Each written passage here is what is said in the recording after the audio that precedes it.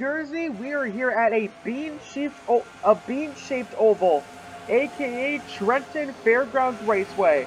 Martin in first, looking to get his lead spot back, and it'll really help how LGD qualified in ninth. Car is very heavily going into turn one, and you see that Martin did not get a good start there. It's Zach Roderick who is in the lead. LGD, oh, we have a crash already. The 53 of Huckleberry has spun. The 43 of DJ Zeus and the 95 sign as well, and it keeps getting worse and worse. And Opsal is into another car as well. That is a lot of drivers who are already out, but none of them were the playoff contenders. Meanwhile, the main playoff contenders, it is Zach Roderick who's in first, Ross in second, Martin in third, and he is looking very quickly to get his first spot back. Gets into the quarter panel of the 39. It looks like Morrissey Jr. got himself into the wall. Now remember, LGD is 18 points ahead of Martin at the moment. Hopkins is not that far behind as well. She is in third. If she can finish ahead of LGD, that'll close the points gap as well. Do we have any other wrecks going on? It looks like not yet. It's been a very chaotic start to this match, and some drivers are already heading themselves into the garage. On to lap 3 now. We can see the cars have spread themselves very quickly. It is relatively hard to pass in this track, so that's why it's so important to not only qualify in the front, but also get a very good start. And you can see that one driver that got a very good start was Roderick.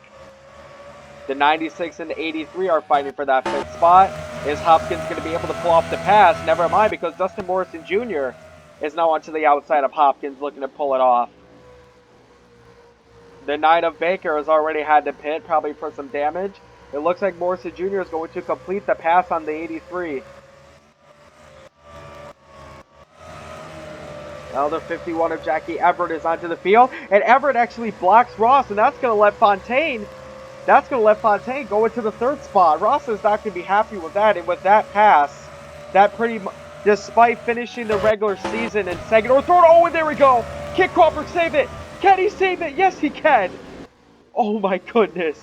Anyway, I was saying, especially now with Ross losing all those positions, despite finishing third in the regular season or second, whichever it was, her playoff hopes are basically done.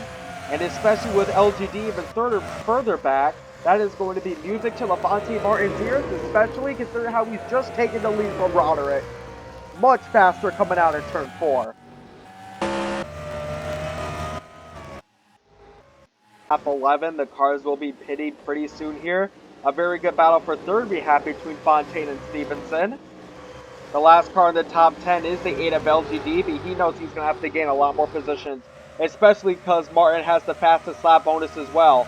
If he wins the race, gets the most laps led and the fastest lap bonus, that is going to increase the gap significantly going into the next race. I imagine the cars are going to come to pit the next time around. We see more cars coming in for pitting.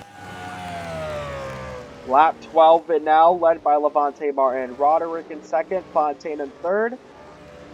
Ross has made her way back up significantly, surprisingly. She is back in the 6th spot. Hopkins and LGD are not where they want to be, however. Martin's main goal is to just finish ahead of the 8 and the 83. Coming out of turn 5 for what I imagine will be the last time before the pit cycle starts. Some drivers might even decide to only take right side because the left sides, we're being told by most crews, aren't that significant. And here we go, all drivers coming in for left side tires. And the 8 tries to bump and run the 23 of Bolia Brown out of the way to get into the pinning first. You can tell how desperate he is to gain positions. But it's going to be mainly Martin versus Roderick for that spot in the pits. He comes in now, all 4 tires being changed. It looks like Martin is going to be the first one out of there.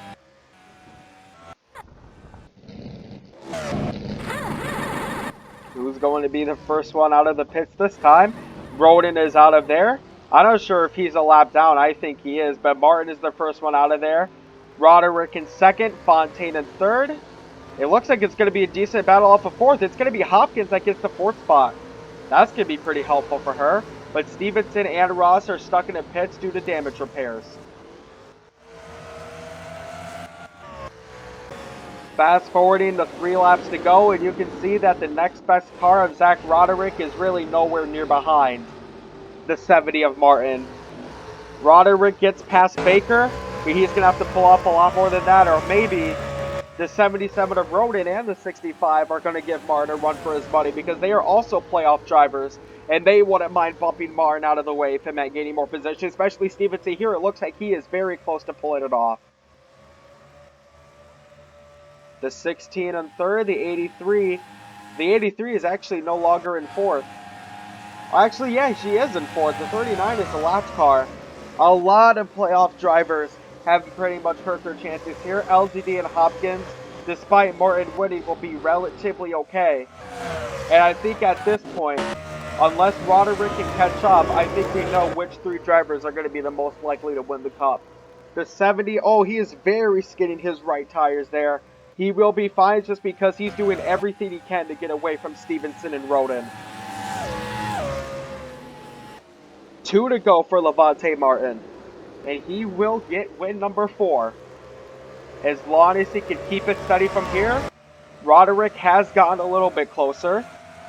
But you can see here, Fontaine is battling with the lap car of Ross.